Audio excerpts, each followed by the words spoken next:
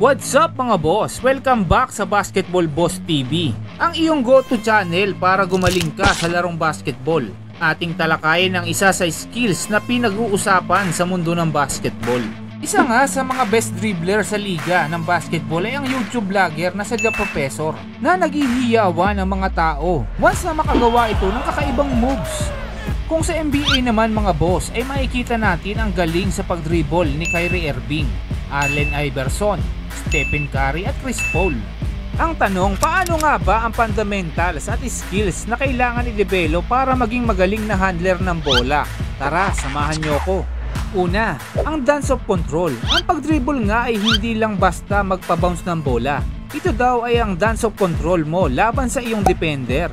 Ang rhythm, pace at creativity na ginagawa mo ay maaring mag-create ng scoring opportunity sa team, na once na maiwan mo na ang iyong defender ay malaki ang tsansa para sa puntos.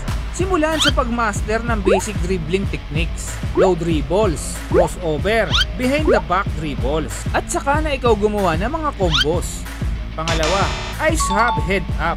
Once na tumingin ng isang player sa bola, hindi niya makikita ang pwesto ng mga kasamahan niya. Hindi niya makikita kung sino ang open. Totally, mawawala ang court vision niya. At ang isa pa sa pinakamasaklap ay ang maagawan ka ng iyong defender.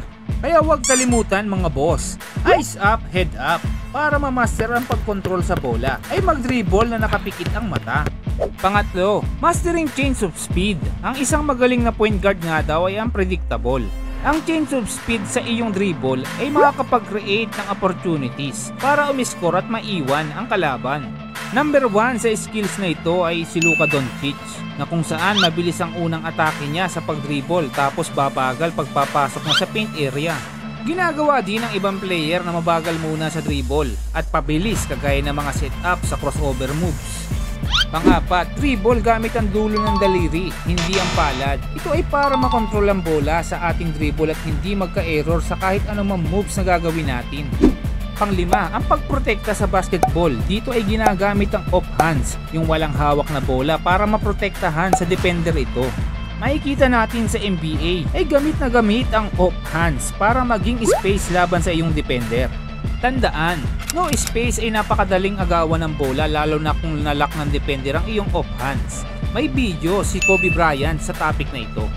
Pang-anim, huwag mag-over dribble. Tandaan mga boss, pasa ang nakakapag-create ng opening sa basketball, hindi ang dribbling.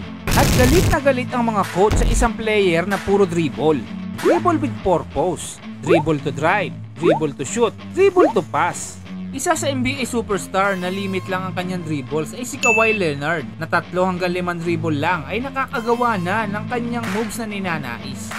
Ang art of dribbling nga daw ay continuous na pag-improve at paghasa sa dribbling skill, na ibang player nga ay kahit nanonood ng TV ay nagdi-dribble, papunta sa school ay nagdi-dribble, papunta sa court ay nagdi-dribble.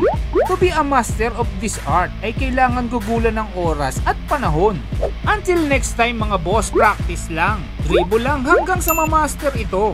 Question and answer portion tayo mga boss, 100 pesos GCash. It's sa unang 10 magko-comment ng sagot. Pangalan, GCash number. Ang tanong, sino ang tinaguri ang point guard sa NBA? Thumbs up and subscribe mga boss. Hanggang sa muli, paalam!